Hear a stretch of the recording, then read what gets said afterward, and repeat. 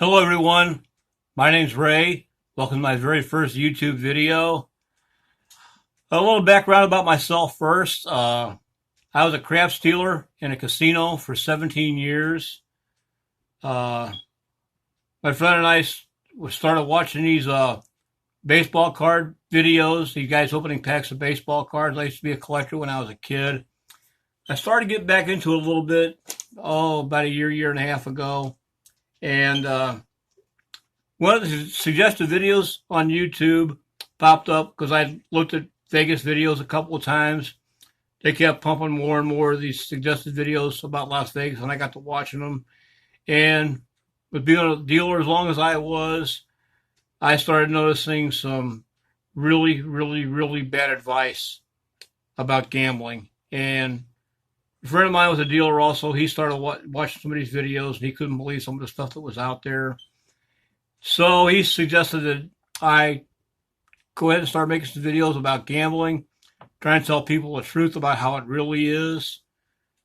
There's some other people out there that have some really good videos. They show the different casinos, different sites, different places to eat, all kinds of stuff like that, which are really good. But there's a few out there that are, let's just say, stinkers. And if you fall into one of these traps, believing this stuff, it's not going to turn out good for you. So mainly what I thought I would do first is post safety tips. Mainly what these tips are for when you go on vacation anywhere in the country, because they all kind of apply if you're going into a crowd. Vacation, you're looking around, you're really not paying attention to your immediate surroundings. You might be looking at a fireworks display or a ride if you're in Disneyland or something, or the marquees, a volcano show if you're in Las Vegas, or the fountain show. And when you're vulnerable like that, that's what these crooks and pickpocket teams, they look for. Usually what happens with the pickpocket teams, someone in front of you will bump you. Oh, I'm sorry. I wasn't watching where I was going. In the meantime, his friend is in behind you, mainly for guys, grabbing your wallet, and you feel something, you turn around, you check, your wallet's gone, and so is the guy that's got it because of the crowd. There's no way in the world that you know what the guy looks like. Even if you could try to call the police, it's just gone. So mainly my first tip is to the guys, never carry your wallet in your back pocket.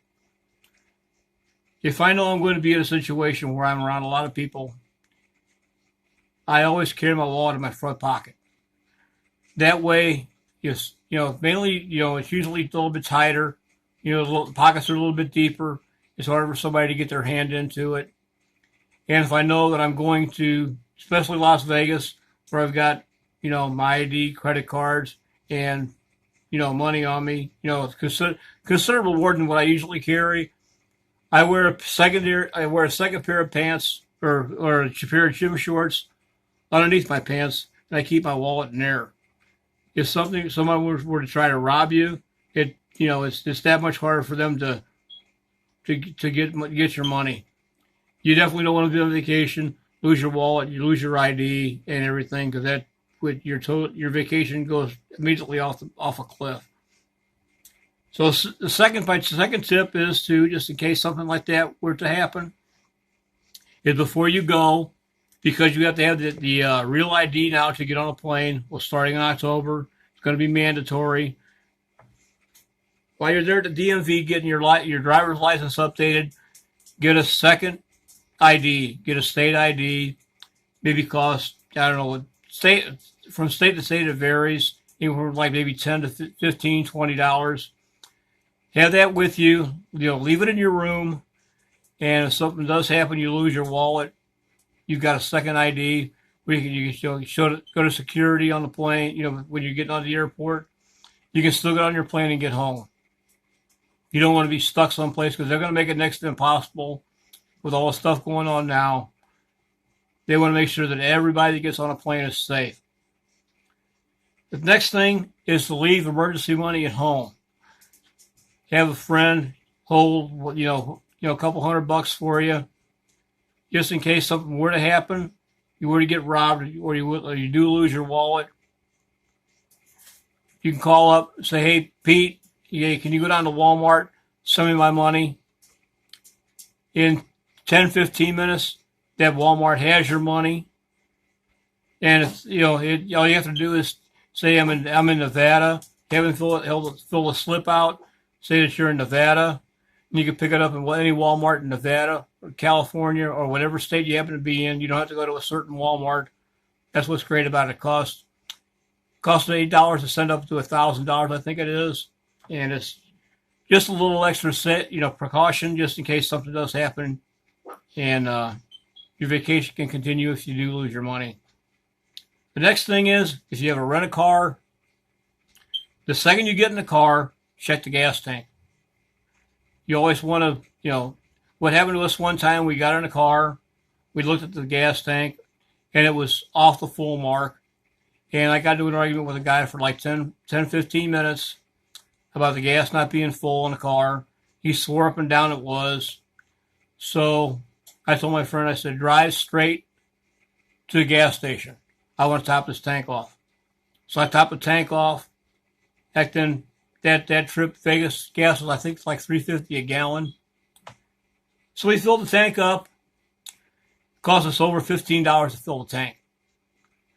So I got on the 800 number, called the main office for the rent-a-car, told the lady what happened.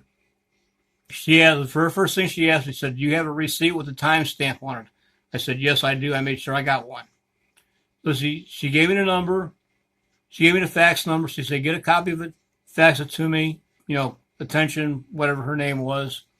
And she said, I'll take care of everything for you. So she calls me the next day.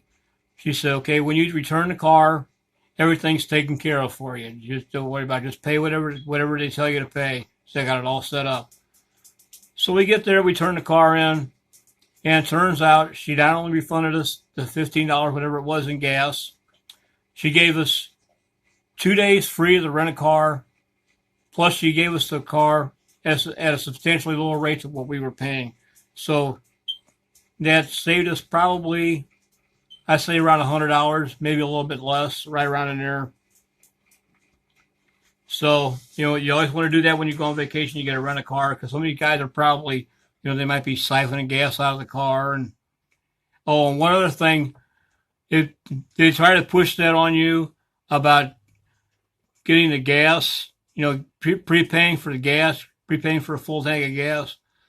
What they do is they charge you for a tank, for the gas, if the car is absolutely, bare bones empty. Say you only use a half a tank of gas, you're paying for a full tank of gas. So, you want to find a gas station that's close to the rent-a-car place where you can top it off before you return it back in. And, that'll probably, might save you 20 or 30 bucks. The last thing, which I think is kind of the most important thing, is to book your flight as early in the day as you can. If you book your flight early, we used to get to the airport like 3 hours early, get checked in, get to the gate, and as soon as the gate agent showed up at the gate, I always go up there and ask him, is this plane sold out? Is it over full? And she says yes. I say, okay, are you taking volunteers to take a bump off the flight? She says yes. We immediately take the bump. We take whatever they want to pay us, and they book us on our next available flight wherever you're going to go. If you try to book a flight later in the day, you're really limited on what you can do, especially if you got your hotel room paid for. It's kind of doesn't make any sense. You got a hotel room already paid for, and you take a bump and you go the next day. You've already wasted one day in your hotel, and they may even take your room away from you because you didn't show up. So we've done deals on this. We've made $300, $400, $500 off a bump, for the three of us to go. So it's really worth it. Well, like I said, I guess that takes care of my tips. If anybody has any more suggestions, especially the ladies, I mainly put the one about the wallet in the front pocket for the guys. Obviously, I'm not a woman, so I don't know, what some of you might do to, protect yourself when you go on. Feel free to leave it in the comments below. And my future videos are going to be we're going to be more concentrated on Las Vegas, on how to find cheap hotel rooms, how to get free money to gamble on, 2-for-1 buffets, discounts on shows, just a little bit, just a little bit of general information about there. So I love Las Vegas, even though things have kind of gotten a little out of hand out there. The casinos have got a little greedy, a little greedy. Boy, that's a stretch.